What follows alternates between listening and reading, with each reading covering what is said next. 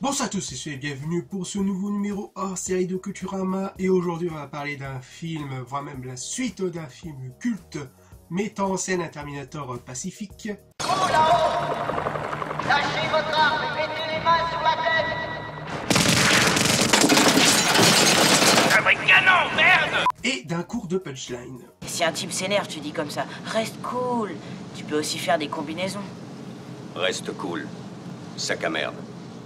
C'est super, tu vois que ça rentre. Bref, aujourd'hui, on va parler de Terminator 2, le jugement dernier. « 1989. Après avoir pu s'occuper de Rambo 2, Aliens 2, mais aussi Abyss, James Cameron rejoigna son ami scénariste William Wisher pour une idée de suite à son premier film, The Terminator. Et on peut dire que ce sera un vrai défi pour Cameron, car ce sera vraiment la première fois qu'il va devoir faire une suite à l'une de ses créations avec cette question. Comment faire la même chose en faisant différent, comme pour Alien? Et ce jour-là, Cameron eut une idée qui marqua sur une feuille et la montra à Wisher. Et Jim a mis son idée sur papier, sur une vieille feuille jaunie, et me l'a montré. C'était 2 lignes, une idée avec laquelle il jouait depuis quelque temps, et ça disait, le jeune John Connor est le Terminator, qui est revenu pour devenir son ami. La première fois qu'il m'a raconté ça on a bien rigolé. Et puis je me suis rendu compte qu'effectivement, ça avait du sens. Faire une suite commençant à la fin du premier film, avec un autre Terminator pourchassant Sarah Connor enceinte, aurait été trop similaire et on n'avait pas envie de refaire le même film. Aussitôt les deux hommes commençaient d'abord à imaginer que l'histoire allait se dérouler entièrement durant la fameuse guerre du futur, mais qui sera très vite oubliée par peur des nombreux coups à faire, que ce soit en termes de décoration et en termes d'effets spéciaux. Idée qui sera reprise pour le 4e volet, à savoir Terminator Renaissance, puis l'idée de 2 Terminator était remise sur le devant de la scène, avec d'un côté le T800 et de l'autre le TX, un Terminator aux allures beaucoup plus féminines, mais qui sera très vite oublié. Et cette autre idée qui sera reprise pour le 3e volet, à savoir Terminator 3, le soulèvement des machines. On a même une idée pour réunir Sarah et Kyle Reese. Mais lors de l'écriture, cela semblait beaucoup plus un scénario à la Retour vers le futur plutôt qu'à autre chose, donc à la poubelle. Encore. Puis l'idée des 2 Terminator était remise encore une fois sur la table, avec cette fois-ci l'idée de 2 T800, donc 2 Arnold Schwarzenegger. 2 choses m'en ont dissuadé. D'une part, je trouvais que ce n'était qu'une astuce. D'autre part, je savais qu'il fallait trouver une idée pour distinguer le bon Terminator du mauvais Terminator. Le public pourrait ne pas apprécier de devoir distinguer le gentil du méchant, et il faudrait donc défigurer l'un d'eux afin de les reconnaître, ce qui revient à immobiliser Schwarzenegger de longues heures sur le siège de maquillage. Et je ne voulais pas qu'Arnold Schwarzenegger s'énerve après moi. Mais plus Wisher et Cameron écrivaient le script, et plus Cameron repensa sur sa légitimité des droits de Terminator avec Hemland, voire même sur la possibilité de faire la suite, car pendant ce temps, chez Hemland, c'était la panique, où malgré les succès comme Platoon ou encore Le Dernier Empereur, le studio va effectuer un bon nombre d'échecs au box-office, ce qui va plonger le studio au bord de la faillite. Et c'est alors que Cameron profita de cette situation pour tenter d'arracher les droits de la Hemland de Terminator. Mais pour les donner à qui? Pour garantir de voir un jour la suite. Et c'est lors des retrouvailles entre Cameron et Schwarzenegger que le destin de la suite va se jouer. Avec un regard pour le studio Carloco, ou dans laquelle, d'un côté, Cameron avait déjà travaillé avec ce studio-là pour le script de Rambo 2, et de l'autre Schwarzenegger avait déjà tourné pour le film Total Recall de Paul Verhoeven. Une première rencontre fut organisée entre Arnold Cameron et le producteur Mario Kassar pour les débuts des négociations des droits. Nous avons compris au bout d'un moment que Andal n'arriverait jamais à produire la suite que l'on voulait faire. Faire un film ambitieux avec un gros budget ne les intéressait pas. Ils voulaient juste produire une suite cheap. Il faudra attendre avant Noël 1989 pour que Mario Kassar contacte Cameron pour lui annoncer que, pour après de nombreuses négociations, pour faire la suite du premier Terminator. Alors ils m'ont demandé, tu veux réaliser Terminator 2? J'ai répondu, je ne suis pas vraiment intéressé. Ils m'ont offert 6 millions de dollars, et j'ai dit je suis intéressé. C'est le tournant qu'a pris la conversation, je leur ai répondu, d'accord, je vous écoute. Parce que 6 millions, c'était une somme ridicule à l'époque. Durant cet appel, la Carolco voulait que le film parte aussitôt en production pour une sortie le 4 juillet 1991. Suite à cet appel, Cameron appela aussitôt de cette nouvelle à son ami William Wisher. J'ai 2 nouvelles, une bonne et une mauvaise. La bonne, c'est que Terminator 2 a le feu vert. La mauvaise, c'est qu'on est déjà en retard sur le planning. Tu veux l'écrire avec moi? Je te laisse le temps d'y réfléchir. Wisher y réfléchit, en tout et pour tout 3 secondes, et dit il a dit oui. Mais tout va changer le 16 octobre 1990, où Cameron, Arnold Schwarzenegger, la productrice Gail Ann Hurd, ainsi que Stan Winston poursuivent en justice la M-Land ainsi que Orion pour violation des distributions des bénéfices du premier Terminator. Mais aussi que M-Land aurait fait un accord secret avec d'autres sociétés qui sont Eurofilm ou encore Interlink Group et Orbis Communication. Suite à ça, la M-Land finira par vendre de nombreuses franchises, dont parmi la franchise Terminator, qui sera repris par la Carol Co. pour environ 5 millions de dollars. Plus 5 millions de dollars supplémentaires de la part de la Carol Co. pour la productrice Gail Ann Hurd, qui conservera son poste de productrice exclusif pour la licence. Mais le chiffre de la facture va encore plus augmenter avec environ 15 millions de dollars au total. Afin de garantir un confort financier, Mario Kassar, Hurd et Cameron vont faire appel à 2 autres studios, tout d'abord le studio Canal+, ainsi que Tristal Pictures, dont la Tristas Pictures aura les droits de distribution américaine du film une fois signé. Une date possible en salle sera redéfinie pour le 3 juillet 1991 et une date limite pour finir le script prévue pour le 10 mai 1990. Et aussitôt, Cameron et Wisher se remettent au travail, dans laquelle Cameron et Wisher reprirent l'idée de 2 Terminator, de 2 T-800. Mais encore une fois, il tomba sur une impasse jusqu'à ce que l'idée du fameux Terminator liquide, qui était prévu pour le premier film, refit surface. J'avais 2 idées concurrentes. La première était que Skynet envoie un Terminator, un autre Terminator Arnold, pour éliminer John, et la Résistance en envoie un reprogrammé, qui aurait aussi été Arnold. Donc Arnold deviendrait un héros sombre, évidemment. Voir Arnold combattre un autre Arnold est tout simplement ennuyeux. Ennuyeux, ennuyeux, ennuyeux. Quand j'ai eu l'idée de l'histoire, elle était en 2 parties. Dans la première, Skynet envoyait un cyborg avec un endosquelette métallique, et les gentils envoyaient le protecteur. Ce dernier l'écrasait sous un camion ou le projetait à travers un gros engrenage ou une machine. Puis, dans le futur, ils réalisaient que les ondulations du temps progressaient vers eux. Ils n'avaient toujours pas gagné la bataille. Skynet aurait longuement réfléchi avant d'envoyer la super arme expérimentale et unique qu'ils ont créée, et qu'ils ont même peur d'utiliser. Je ne l'ai pas appelé T-1000, c'était juste un robot en métal liquide. Et maintenant, ce qui vous arrive est bien plus effrayant que cet autre type avec un endosquelette métallique et la peau qui pend. J'ai retiré ce type de l'histoire, mais je me suis dit, revenons-en à lui, faisons-en l'adversaire. J'ai fusionné les 2 idées. Au lieu d'Arnold contre Arnold, c'était Arnold contre l'effrayante arme en métal liquide.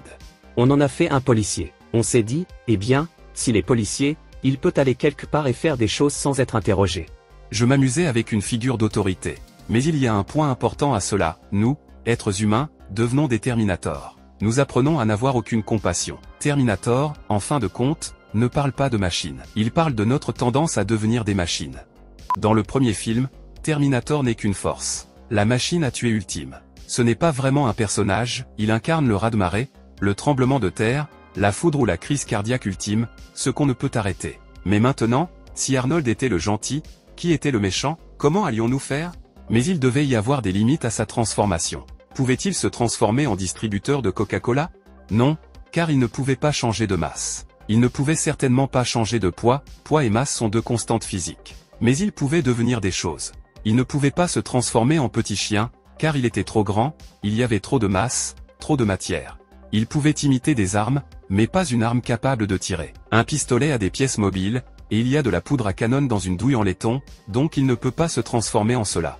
On s'est dit, d'accord, ça ne peut pas se transformer en arme, mais ça pourrait certainement se transformer en couteau, ou quelque chose de plat, comme du linoléum. Sachant que ça pourrait être un couteau, on devait le montrer 1 ou 2 fois pour que ce soit cool, et on s'est dit qu'on pourrait l'intégrer dans plusieurs situations différentes. Lors de l'écriture, Cameron voulait que le jeune John Connor soit la clé de l'intrigue. Mais comment le faire évoluer durant cette histoire? C'est alors que la solution va se trouver toute seule, puisque Cameron pense d'abord que chaque personnage sera construit avec son propre code moral. Car pour Cameron, ce qui nous fait de nous des êtres humains, c'est que nous ayons notre propre code moral, ainsi que notre code libre arbitre, et non informatique. Tout en apportant cet esprit un peu famille unique et particulier qui se tissera tout au long de l'histoire, entre John Connor, sa mère et le Terminator, dont le jeune John Connor le considéra comme une figure paternelle. Ce que John Connor profitera aussi du cadeau de son double du futur pour rendre le Terminator petit à petit beaucoup plus humain, tout en s'adaptant à son programme et au code moral du jeune John Connor. À noter aussi avec cette idée très risquée de la part de Cameron de rendre le Terminator beaucoup plus pacifiste en ne tuant quasiment personne. J'allais en profiter pour t'expliquer pourquoi on ne peut pas tuer des gens. Le Terminator va apprendre à être humain. L'homme de fer blanc allait trouver un cœur. Mais vous verrez que bien plus tard, lorsque Cameron va présenter le script final à Schwarzenegger, la réaction de celui-ci sera très différente de ce à quoi James Cameron avait pu imaginer. Pour revenir à l'écriture du script, il ne restait plus qu'un seul personnage principal à développer qui est nul autre que Sarah Connor. Mais Cameron refusa d'écrire la moindre ligne sur elle si un accord n'avait pas été retrouvé avec l'actrice Linda Hamilton. Cameron reprit contact avec l'actrice par téléphone et Linda Hamilton était partante pour reprendre son rôle, mais à une seule condition, si son personnage était devenu folle. Linda, je l'ai appelée et je lui ai dit, écoute, ils veulent nous payer cher pour faire une suite. Tu es partante ou pas? Mais entre nous, je ne veux pas vraiment le faire si Sarah ne revient pas et je ne veux pas changer de casting pour Sarah, alors tu dois dire que tu es partante. On ne s'était même pas beaucoup vu depuis le premier film. Elle tournait un film quelque part dans le sud. Et donc elle a dit, oui, en principe, je suis partante, mais je veux être folle. J'ai dit, bon, comment ça, folle? Folle à quel point? Elle a dit, folle, comme si j'avais été rendue folle. J'ai dit, comme si tu étais dans un asile de fous, comme si tu étais internée? Elle a dit, ouais, bien sûr. Laisse-moi faire la folle. Laisse-moi devenir folle. J'ai dit, d'accord. Bon, tu vas avoir ma version des folies. Et elle a dit, d'accord, je suis partante. Suite à ça, les deux hommes se mettaient aussitôt à l'écriture. Pour le fameux côté folle du personnage, Cameron et Wisher vont donner au personnage ce côté plus obsessionnel sur ce qui allait se passer, qui l'arrangera beaucoup plus profondément psychologiquement, avec ce changement aussi physique du personnage qui sera beaucoup plus guerrière au fur et à mesure des années qui ont été passées entre les deux films. Surtout avec son fils John Connor qui préféra à l'entraîner comme un soldat au lieu de s'occuper de son fils comme une mère attentive et tendre. Ce qui va beaucoup agacer le personnage du jeune John Connor, qui va changer de personnalité lors de son adolescence pour avoir un côté beaucoup plus rebelle, croyant sa mère totalement folle. Et justement, ce côté folle du personnage va servir comme point de départ à son histoire. La grande question à laquelle nous devions répondre était de savoir quoi faire de Sarah pendant les 7 années qui séparent la fin de Terminator du début de Terminator 2, le jugement dernier. Dans le dernier plan de Terminator, Sarah parle dans un petit magnétophone, elle commence à enregistrer le journal qu'elle remettra à John lorsqu'il sera en âge de comprendre tout cela. Nous supposons donc qu'elle aurait continué à le faire. Que se passerait-il donc si elle racontait aux gens que la fin du monde approchait? Nous avons finalement décidé qu'il y aurait deux solutions, soit elle s'entraînait à survivre à l'explosion, sachant quel serait son rôle, soit il y avait de fortes chances qu'elle finisse dans un asile psychiatrique. Nous avons donc commencé à élaborer l'histoire à partir de là. Par la suite, Cameron appela plus tard Linda Hamilton sur l'avancée du script, à partir de son idée, ainsi que le synopsis beaucoup plus complet de l'histoire. Ton fils est la cible, et toi, tu es à l'hôpital psychiatrique. Le gamin s'associe avec un Terminator gentil et vient te délivrer. Et alors, tu sauves le monde. Le 10 mai 1990, Cameron et Wisher finiront le script juste à temps, à la toute dernière minute, donc Cameron aura à peine justement le temps d'imprimer les quelques exemplaires très limités du script et de se préparer rapidement pour son envol dans un jet privé de la Carolco, pour aller en direction de Cannes. En montant à bord, Cameron retrouva le producteur Matthew Kassar ainsi que Arnold Schwarzenegger qui lui donna les copies du script à chacun d'entre eux et s'endorma profondément. Et lors du vol, Arnold Schwarzenegger sera très surpris de la direction de la réécriture du Terminator. J'ai fini par écrire jusqu'à la dernière seconde, où j'ai dû monter dans une limousine, filer à l'aéroport et sauter dans un gros jet privé que Carolco utilisait pour faire venir toutes ses stars et ses cinéastes à Cannes début mai 1990. Je me dépêche pour terminer et imprimer ce scénario, et mon imprimante est en panne. Je suis en train d'imprimer ce truc, alors que je suis censé être parti depuis 20 minutes. Je le sors tout chaud de l'imprimante laser, je le pince, je le fourre dans un sac de sport et file à toute vitesse à l'aéroport. Je monte dans l'avion et tous les grands agents, stars et cinéastes d'Hollywood sont assis là, à leur place, et on entend une mouche voler. Et je dois traverser l'allée sans me laisser surprendre par tous ces regards accusateurs. On dirait, ah oui, tu te crois spécial, hein? Il y en a toujours un. Je dis, je sais, les gars, je sais. Désolé. Bref, au passage, je remets le script à Arnold. Je l'ai lu dans l'avion en route. Je m'en souviens très bien. Un vol horrible, des turbulences incroyables. Je me dis, Littéralement, les films vont s'arrêter net parce que cet avion s'écrase dans l'Atlantique. C'est comme le Titanic multiplié par 5, non? J'ai lu plusieurs fois quelque chose dont je n'avais absolument aucune idée. Je me suis demandé, c'est quoi le polyalliage? Le lendemain à Cannes, Cameron et Schwarzenegger prenaient le petit déjeuner. Et Arnold Schwarzenegger profita de ce petit moment de calme pour lui parler de son problème avec le script. On a pris un petit déjeuner ensemble. Arnold mangeait toujours la même chose, des flocons d'avoine avec des noix, des dattes et des fruits. C'est donc ce que j'ai mangé. Je sentais bien qu'il y avait quelque chose qui le tracassait, non? On était potes à ce moment-là. Après Terminator, on faisait de la moto ensemble. Il m'a dit, Jim, j'ai un gros problème avec le scénario. J'ai dit, bon, qu'est-ce qu'il y a? Il a répondu, je ne tue personne. J'ai dit, je sais, pas vrai? Ils ne le verront jamais venir. Personne ne le devinera. Il a dit, je sais, mais c'est une chose, c'est la surprise. C'est aussi une chose, je ne tue personne et je suis le Terminator. Ça se passe sur une terrasse à Cannes, et tout le monde regarde. Je lui dis, on va en parler. Je lui donne toutes les raisons pour lesquelles ça va marcher. Il répond, je sais, mais tout le monde sait que je défonce les portes et que je tire sur tout le monde. C'est mon métier. Comment faire croire aux gens qu'il s'agit du même personnage que dans le premier Terminator? Et maintenant, tout d'un coup, il protège l'humanité et cet enfant? Comment faire pour passer à ça? J'ai finalement réussi à lui faire comprendre cette partie. C'était étrange, mais je me suis dit, si nous y parvenons, ce sera énorme. Bien plus tard à Cannes, une foule de journalistes arriva vers eux. Le producteur Mario Kassar annonça que le film sera le plus cher du cinéma, avec un budget d'environ 70 millions de dollars. Toutefois, le budget du film va changer au fur et à mesure de son développement, et qui reste même un chiffre assez flou, où on estimerait entre 88 millions de dollars, ou encore 94 millions de dollars, voire même les 100 millions de dollars. Et lors du départ du festival de Cannes, pour le voyage du retour, Cameron se mit à réfléchir sur la tâche immense qu'il avait entre les épaules. Et il lâcha au beau milieu de son voyage, c'est de la folie. Une fois retourné en Californie, Cameron et Wisher se retournent vers chez ILM pour créer des effets spéciaux numériques, notamment pour le T-1000. Ils auront aussitôt un rendez-vous avec Denise Muren, l'un des piliers de chez ILM, dont Cameron avait déjà travaillé avec lui pour les effets spéciaux de The Abyss. Les images de synthèse avaient suffisamment progressé pour qu'ils puissent le faire physiquement, alors on discutait de temps en temps avec les gars d'ILM pendant qu'on écrivait ce truc, au fur et à mesure qu'on avait une idée.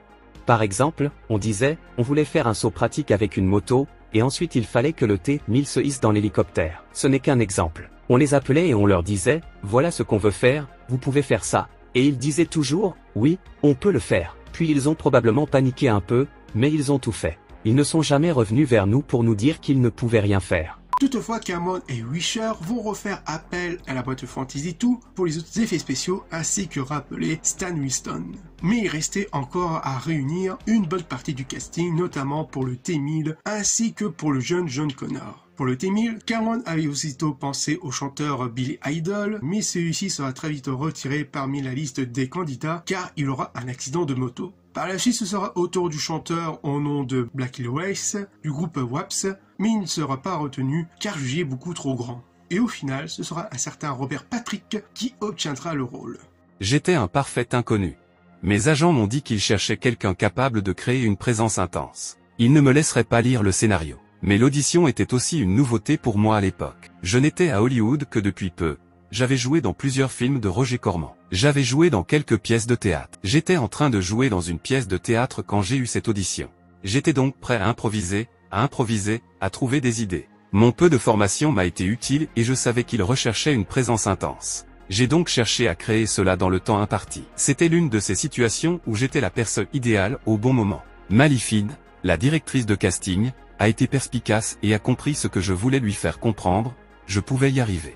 Grâce à elle, j'ai pu passer à l'étape suivante, la vidéo où je progressais sur les thèmes qu'il me proposait. En gros, ce que l'on voit dans le film est ce que j'ai créé lors de l'audition. J'étais donc en parfaite harmonie avec le scénario, sans avoir lu le scénario ni connu le personnage, juste en me basant sur ce qu'il me disait. On est conscient de ses sens. On suit.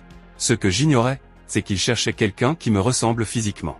Ils avaient déjà casté Billy Idol. Il s'est blessé, et on m'avait décrit comme un croisement entre David Bowie et James Dean. Et c'était ce physique que Jim recherchait. C'est vraiment mon physique qui a éveillé leur intérêt. Et puis, tout ce que j'avais apporté, ce qu'ils ignoraient avant de commencer, c'est que j'étais un acteur physique. J'étais cascadeur. J'avais fait plusieurs films pour Roger Corman où j'avais moi-même fait mes cascades, donc j'étais vraiment doué pour le mouvement. J'avais un certain athlétisme qui se prêtait bien au rôle. En réalité, Je crois me souvenir qu'aussi nerveux et peu sûr de moi que j'étais. Je me souviens que lorsque j'ai passé l'audition, j'étais persuadé que j'allais réussir. C'était un sentiment qu'on éprouve. Je savais que ça allait arriver, même si j'avais peur que ça n'arrive pas, je savais que ça allait arriver. C'était bizarre. Et pour le rôle du jeune John Connor, Cameron et la productrice du casting Mali Finn avaient du mal à trouver la bonne personne parmi un bon nombre de jeunes garçons venus pour le casting. Mais par instinct, la directrice du casting va repérer un certain Edward Furlong qui va aussitôt le présenter à James Cameron. Elle s'est approchée de lui et lui a demandé « Tu veux quoi? Des lèvres de grenouille ?» Elle a répondu « Tu me plais bien. Tu as déjà joué dans un film ?» Il a répondu « Non, et je ne te plais pas ?» ou quelque chose comme ça. Elle a répondu « Non, sérieusement, tu as déjà joué dans un film ?» Il a répondu « Mon père filme mes anniversaires. » C'était comme si on repartait de zéro. C'était fou. Je suis allé là-bas et elle m'a juste demandé d'improviser une scène. C'était la première audition. Une fois les scripts arrivés, ça a commencé à devenir une réalité. Et je commençais à être nerveux. Et Mali, elle, a cru en moi. Il y avait de la douleur, il y avait de la mauvaise humeur, il y avait de l'intelligence. Tout était là. Ce que vous voyez dans le film était là, il suffisait de le sortir. Le mérite en revient entièrement à Mali. Je l'ai décroché lors de ma dernière audition. Il est passé de centaines d'enfants à, je crois, moi et un autre. Et je transpire à grosses gouttes. Je me souviens que lorsque nous avons pris la décision finale, j'ai dit à Mali, je vais prendre ce téléphone, je vais appeler ce gamin. Ça va changer sa vie. Et c'est une responsabilité. C'est en fait l'un de ces événements qui changent une vie. Mais toutefois, le jeune Edward Furlong va devoir réapprendre des cours de théâtre, ainsi qu'apprendre de l'espagnol, à conduire une moto, ainsi que de réparer des armes. We had a wonderful relationship. He had a really good time looking at me as this big guy that he can have fun with, and we really became buddies. I looked up to him a lot. You can't be a little boy and not be impressed. He's got quite a presence. And I hung out with him not just on the set, but also off the set. And that was extremely important because the set had to be where you just look at the two of us and say, look how much fun they have. And then when you have the camera on and now you do the lines from the movie and all this, you're already in character because I already like the guy. Et pour finir avec le reste du casting, pour le rôle de Miles Dyson, un des personnages qui travaillera sur le reste du Terminator du premier film, ce sera tout d'abord un certain Denzel Washington qui fut le choix numéro 1 pour le rôle. Mais celui-ci refusa et ce sera l'acteur Joe Morton qui sera pris pour le rôle. Je pense que c'est quelque chose que James a fait d'exprès. Il voulait spécifiquement que ce personnage soit noir. Lors de mon entretien pour ce rôle, James m'a demandé pourquoi ce personnage était si important pour moi, et je lui ai répondu que c'était à cause d'une blague de Richard Pryor. Richard Pryor a expliqué que si les personnages noirs dans les films de science-fiction ne sont jamais choisis, ou meurent très tôt, c'est parce qu'Hollywood ne pense pas que nous serons là à l'avenir. Et je pense que James voulait avant tout qu'un personnage noir ou issu d'une minorité soit au cœur de l'évolution du monde. Et pendant ce temps que le reste du casting se faisait, l'actrice Linda Hamilton avait commencé à faire un entraînement lourd, travaillant pendant plus de 3 heures par jour, avec 6 jours par semaine, avec une formation en termes de prise de judo et de militaire, qui sera réappris par un ancien membre du commando israélien sous le nom de Izel Gale. Depuis, l'actrice devra aussi gérer sa vie de famille tout en s'occupant de son fils Dalton Hamilton. Une expérience qu'elle décrira comme une véritable enfer. Et avec une telle préparation, l'actrice va surprendre littéralement un bon nombre de personnes dès le premier jour du tournage, soit le 8 octobre 1990, dont parmi ces nombreuses personnes qui seront surprises, il y a un certain Arnold Schwarzenegger. C'était un peu comme First Blood 2, où Sly était pour la première fois complètement musclé. La première chose en voyant Linda c'était « Putain, Linda, tu t'es transformée !» Elle m'a dit qu'elle courait sur la plage avec ce type, Uzi, qui était un entraîneur avec des bottes et un équipement de combat. Cela m'a incité à m'entraîner dur. C'était vraiment l'une des transformations les plus incroyables que j'ai jamais vues en une 40aine d'années de carrière d'acteur. De plus, la sœur de Linda Hamilton, à savoir Leslie Hamilton, sera engagée pour quelques scènes clés du film. Linda Hamilton a une sœur jumelle et elle a été utilisée dans l'une des prises de vue en tant que Sarah. Elles sont donc toutes les deux dans le même cadre. C'est beaucoup plus simple que de demander à YLM de vous créer une Sarah CGI. Ils devaient utiliser une prise de vue en mode processus pour le double, mais ils ont fait venir Leslie et ils étaient ravis. On tournait par un froid glacial dans une aciérie, et ils ont dû nous mouiller. Leslie a pu se rendre compte à quel point ce genre de choses peut être difficile. A noter que le tournage de celui-ci sera très mouvementé, dû notamment à son timing assez très serré, à tel point que le premier assistant de la réalisation, qui quittera littéralement le projet dès le début du tournage. Mais aussi une grosse pression de la part de chez ILM, notamment en termes d'effets spéciaux, surtout pour la CGI du T-1000. On a travaillé sur ces effets jusqu'à peut-être 2 jours avant. On dormait par terre dans le laboratoire de production cinématographique, car on travaillait 24 heures sur 24. C'était un choix inhabituel, car c'était un laboratoire plus petit, mais Jim appréciait beaucoup le minuteur. Donc oui, on travaillait 24 heures sur 24 et on dormait là, et le président de CFI nous a même offert son bureau, donc c'est là qu'on dormait tous, par terre. On se levait aux petites heures pour voir un autre timing.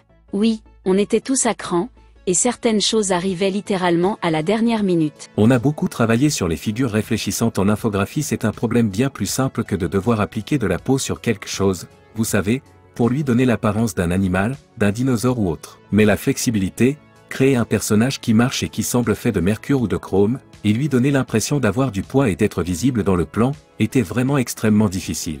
C'est ce qui a été un succès. Et ça nous a pris beaucoup de temps, on a passé des mois et des mois sur cette série. Je crois qu'il y a eu 52 plans environ. Quand Jim a fait Abyss et l'effet du serpent d'eau, ça a fait naître des idées sur la façon de construire un personnage à partir de cet effet. On avait tous un pressentiment, mais il suffisait d'assister à la première réunion de production avec Jim pour comprendre que le projet allait prendre une ampleur bien plus grande. Il avait une vision extrêmement ambitieuse pour le film, comme je l'ai dit. Je suis arrivé à la page 8 du scénario, je le lisais dans son bureau en toute sécurité, et j'ai demandé si je pouvais faire une pause. J'ai même appelé mon avocat et je lui ai dit, écoutez, je devrais partir tout de suite, parce que je ne peux pas faire ce film avec ce budget. Donc, ce n'est pas comme si j'y étais allé à l'aveuglette. Le scénario était extrêmement ambitieux et, comme je l'ai dit, ces effets visuels n'avaient jamais été imaginés, ni même réalisés à l'époque. Et bien sûr, les temps de rendu et la complexité de la production de ces effets étaient un défi, car l'accès aux ordinateurs centraux était limité à l'époque. Je crois que nous utilisions tous les ordinateurs centraux du nord de la Californie pendant le tournage. Stan Winston a réalisé une grande partie de ces choses, il avait toute une équipe qui s'en occupait. Le bras robotisé, les têtes. Pas quand le T-1000 se désagrège, mais quand il se tortille, tout cela était grandeur nature. Mais je ne pense pas qu'ils auraient pu aller beaucoup plus loin, car cela n'avait jamais été fait auparavant avec la robotique. Ça aurait probablement été impossible. Tout le monde travaille à la pointe de la technologie. Je voulais vraiment créer des plans inédits, qui n'auraient jamais pu être réalisés autrement. C'est ce qui a un peu déconcerté les gens. Mais ce n'est pas comme s'il y avait une solution de secours en cas de panne de l'infographie. Il n'y en avait vraiment pas. Si nous n'avions pas réussi à faire fonctionner l'infographie, ou si Stan n'avait pas réussi à faire fonctionner son truc, Jim n'aurait pas eu de film, et il le savait. Alors que dans The Abyss, le film qu'il avait réalisé avant, il aurait pu couper la scène avec le pseudopode et personne n'aurait vu la différence. Il prenait un risque énorme, comme nous. It's funny, actually, that such an organic actor got to play such a technological character, because the stuff that Industrial Light and Magic did, I have no idea how they did it. Robert was great. He came up to ILM in San Francisco before we started the show. He was a great sport, and whatever crazy thing we asked him to do, he did it. They did all these scans, they fed it all into the computers. They studied my run as I was developing it, and how are you going to walk, and how are you going to move, and I explained to them conceptually what I was thinking. My favorite shot is the one where the T-1000 walks through the bars. When you shoot the background for it, it's actually fairly simple. We had Robert stand there, walk up and do his performance, and then had him walk away and had the bars just by themselves, and then took the bars away and he walked in there and then did the whole performance again. Walked up, pretended they were there, and walked on through. And with those 3 pieces of film, we could make the computer graphic image that you see in the film. There's no way you ever would have seen that before in any sort of reality like that. It turned into an amazing shot. Ou encore lors de la fameuse scène de l'ascenseur de l'hôpital, où Linda Hamilton va souffrir d'une légère perte d'auditive car elle avait oublié de mettre les bouchons d'oreille. Aujourd'hui encore, je souffre d'une grave perte auditive d'une oreille. On tournait une scène dans un ascenseur et j'avais oublié de mettre mes bouchons d'oreille. Les portes se sont refermées, on avait des fusils de chasse et on a commencé à tirer, et soudain, j'étais à l'agonie. Je suis tombée à genoux de douleur. J'ai cru qu'on m'avait tiré dessus. C'était terrible. Je savais qu'on n'utilisait pas de vraies munitions, que c'était des pétards, des petits explosifs qui font office de balles, mais j'étais sûre que quelque chose avait raté et que j'avais été touchée par un éclat d'obus ou quelque chose comme ça.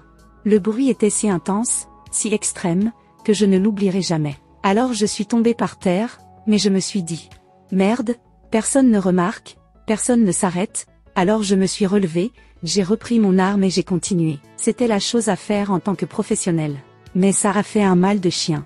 Un autre jour, j'ai été pris de tirs sans arrêt, je courais partout sur des éclats de verre, je me jetais dans tous les sens. En fin d'après-midi, j'étais complètement inconscient, mais je ne comprenais absolument pas ce qui n'allait pas. James me disait, je veux que tu regardes là-bas, que tu te baisses et que tu rampes jusqu'ici, mais j'ai titubé et j'ai lâché, je ne peux pas faire tout ça en même temps. J'étais complètement perdu. Puis quelqu'un m'a dit que j'étais probablement traumatisé par les obus, comme les soldats en guerre sous un feu nourri. C'est ce qui arrive quand on est entouré de violence et de bruit. Robert was fast. He was like panther fast. And when he kicked into gear, he could outrun the motorcycle. We had a shot where Eddie was on the motorcycle. It was being pulled by the insert car. And I said, okay, Robert's going to come out of that door. It was about 50 feet away. When you see that door open, you get out of there. Jack Carpenter, the insert car driver, I said, no, he's not going to catch us. I said, he's going to catch us. People go like, well, they sped it up, and I went, no, that's fucking me, man. That's me.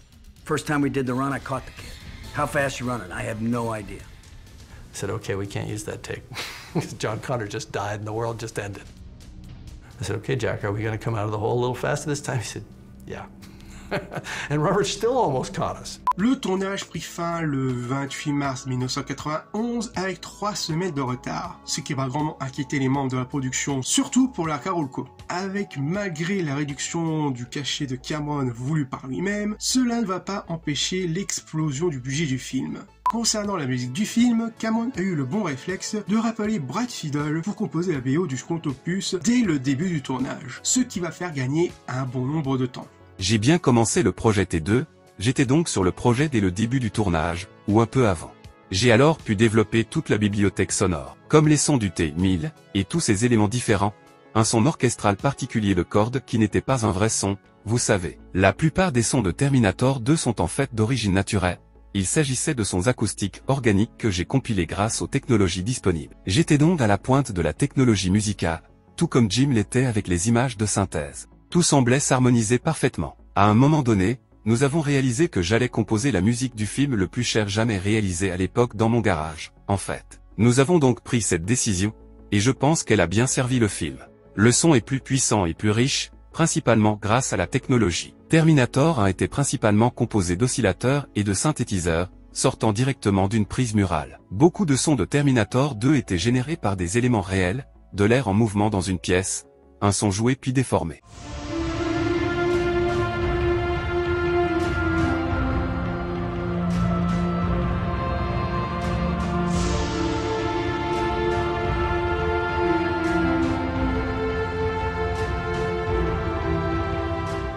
Le film aura droit à de nombreuses coupures, puis le premier montage du film sera présenté lors d'une projection test en projection privée au ranch Skywalker de George Lucas. Toutefois, Cameron avait lancé le premier montage du film alors que le producteur Mario Kassar faisait route au ranch, qui celui-ci arrivera bien plus tard en retard car sur sa route il y avait une grosse tempête. Après le visionnage, les critiques étaient plutôt positives, durant une bonne partie du film, mais arrivée jusqu'à la fin, elle n'a pas su convaincre grand monde, voire même que la Carolco ainsi que Mario Kassar demandaient à refaire la fin du film. Et cette fin de base qui était neutre où on retrouvait Sarah Connor en tant que grand-mère dans un petit parc pour enfants. Mario Kassar had been to enough test screenings to know when an ending didn't work, and so I walked in on him and Andy and they were going through the cards, and Mario was talking, he says, he doesn't get it. He doesn't get it. It's not working. He's not listening. And I walked up behind him and I said, let's look at the cards.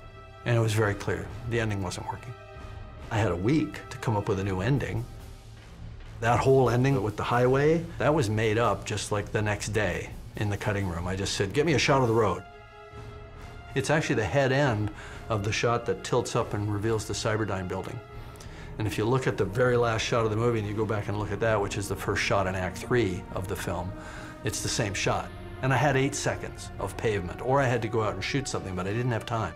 I called Linda Hamilton. I dictated it to her over the phone. She recorded it. They ran it up on a fiber optic T1 line, which was a big deal at the time. And we dropped it into the mix. I think we had like 2 days or 3 days to pull this ending out of our butts. And if you look at it now, You couldn't imagine a better ending for the film. It is the right ending. Le film sortait enfin en salle le 3 juillet 1991 aux États-Unis, puis le 16 octobre 1991 en France. Et que le film commence comme pour le premier film en 2029, qui cette fois-ci sera raconté par la voix off de Sarah Connor, nous rappelant les événements du premier opus, mais d'un nouvel élément, celui de ce qui va arriver avec les événements du second opus, avec l'arrivée d'un tout autre Terminator envoyé par Skynet pour tuer le jeune John Connor durant sa jeunesse. Comme la première fois, la Résistance fut en mesure d'envoyer un guerrier solitaire, un protecteur pour John. Toute la question était de savoir qui atteindrait John le premier. Par la suite, on va retrouver une Sarah Connor dans le temps présent dans les années 90 à l'asile. Bonjour, Dr. Silberman. Le genou, ça va? Oh, bien, Sarah. Et que son fils John Connor était en famille d'accueil. Dont le jeune John Connor, qui était un ado rebelle, va avoir la vie bouleversée lorsqu'il va croiser non pas un Terminator, mais deux Terminators. D'un côté le T-1000, sous forme de Terminator beaucoup plus liquide, et de l'autre le T-800, reprogrammé par son double du futur pour le protéger et lui obéir. Je vais aller chercher ma maman. Et je t'ordonne de m'aider. Après que John Connor réussit à récupérer sa mère Sarah Connor, avec l'aide de son propre T-800, tout en échappant au T-1000, Sarah Connor décide de faire le choix, celui de tuer les responsables des recherches, un certain Miles Dyson, de chez Cyberdine, qui travaillait sur les restes du Terminator du premier film. Afin de garantir un avenir heureux pour son fils ainsi que pour le reste de l'humanité, prenant le choix, décidé d'assassiner Miles Dyson. Mais cela ne va pas suffire à changer l'avenir, car il va falloir utiliser les grands moyens.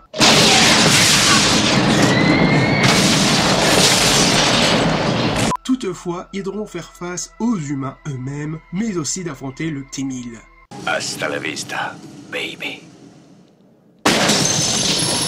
À sa sortie, le film sera un véritable carton, rapportant pas plus de 515 millions de dollars au box-office mondial, avec des critiques très positives que ce soit de la presse et du public. De plus, lors de cet été 1991, la triste Sony voulait un clip du film avec le groupe Guns N' Roses, et proposa d'abord à James Cameron de le réaliser, mais ce sera Stan Winston qui le réalisera. Chez TriStar Sony, la machine fonctionne et ils disent « Bon, il faut qu'on fasse un clip ». Alors ils vont voir Arnold, ils ne m'ont pas parlé et ils disent « On te veut dans un clip avec un groupe ». Arnold répond « Bon, écoute, si tu fais un clip, tu auras le plus grand groupe du monde. Peu importe qui ils sont. Ils ouvrent Billboard, Guns N' Roses, c'est logique. On a une rose dans le film et des flingues. Bien, fais-le. On a eu une projection spéciale, rien que pour nous, les acteurs, James et moi, et Guns N' Roses. Je crois qu'Axl Rose a été extrêmement impressionné. Je me souviens qu'il est allé voir Jim et lui a dit « Je suis partant ». On était sur le plateau et quelqu'un m'a apporté une autre cassette. C'était You Could Be Mean. À ce moment-là, j'étais vraiment dans le pétrin, car j'avais une copie d'au moins un morceau du nouvel album, avant sa sortie. Je pourrais voir John écouter ça, même s'il court avec un t-shirt Public Enemy. Quand j'avais 13 ans, je n'avais aucune idée de ce que j'écoutais.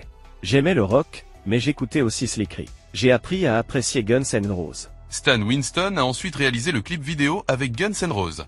Arnold et Stan Winston sont devenus de très bons amis sur ce film. Et puis, tous les trois, on est devenus un club de motards pour la crise de la quarantaine. On sortait en Harley tous les dimanches. Par la suite, le film aura de nombreuses récompenses, dont 4 Oscars en 1991. Pour le meilleur maquillage, pour le meilleur montage d'effets sonores, meilleur effet visuel et meilleur montage. Et durant cette même année, Cameron et Linda Hamilton se mettront ensemble et auront une petite fille avant de se séparer en 1999. Autre actu où, malheureusement, la Carolco, qui malgré le succès de Terminator, celui-ci avait enregistré d'énormes pertes financières d'environ 265 millions de dollars, qui étaient dues à d'énormes bids au box-office à travers ses différents autres films sortis en cette même année. Ce qui obligera le studio à déposer lui aussi le bilan en 1995 et à vendre ses licences, dont Terminator, qui finira entre les mains de Canal+ Studios pour un chiffre d'environ 58 millions de dollars. Pour le meilleur et surtout pour le pire à venir de ce qui va rester de la saga. Peut-être j'envisagerai un peu plus tard dans le futur de me pencher sur ces deux suites. Donc n'hésitez pas à me le dire dans les commentaires si vous voulez que je fasse vraiment un hors-série sur ces deux suites en particulier. Mais par contre concernant le reste des films de la saga, non merci, hein. Je veux bien être sado mais pas à ce point-là non plus. Et durant cette même année 1995, plus précisément le 30 mai 1995, dans le parc d'attractions chez Universal Studios en Floride, une attraction sera créée dédiée au film appelé Terminator 3D Battle Across Time, et qui sera plus ou moins un séquel du film où on retrouvera nos héros qui seront plongés dans le futur, dont l'attraction va offrir une totale expérience en 3D, dont cette attraction sera réalisée par James Cameron lui-même. L'attraction sera un véritable succès et qui sera copié dans ces autres parcs d'attractions de chez Universal, celui de Hollywood ou encore celui de Osaka au Japon. L'attraction fermera tout d'abord ses portes au parc Universal à Hollywood en décembre 2013, qui sera suivi par l'attraction d'origine, celui de la Floride, le 9 octobre 2017. Et la dernière attraction à être fermée, ce sera celui situé à Osaka au Japon le 13 septembre 2020. Terminator 2, le jugement dernier, est la suite à suivre par excellence, qui reprend très bien les bases du premier opus pour en sortir quelque chose de nouveau, tout en gardant ce côté slasher de base, mais en rajoutant ce côté beaucoup plus action, avec cet ajout de l'histoire de famille unique en son genre, et cette inversion des valeurs de ses personnages, où d'un côté le Terminator va devenir beaucoup plus humain, et de l'autre côté, une Sarah Connor qui va devenir au fur et à mesure une machine à tuer, due à son obsession de vouloir changer l'avenir. Et le jeune John Connor qui sera point central de cette histoire, mais qui sera l'équilibre de cette famille, tout en essayant de sauver sa mère de la folie vengeresse, tout en affrontant le T-1000, nouvelle génération de Terminator, et qui est beaucoup plus déterminé dans sa mission. Le film n'a toujours pas vieilli à travers ses effets spéciaux qui fonctionnent toujours aussi bien, avec toujours une excellente BO de Brad Fiedel, toujours au top, et qui fonctionne parfaitement dans l'action.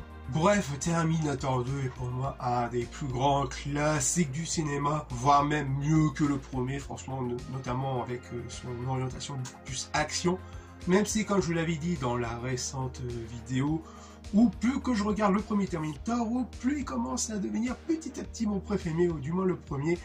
Mais franchement, le second reste même une masterclass à assurer, franchement, qui forme vraiment une boucle parfaite avec le 1.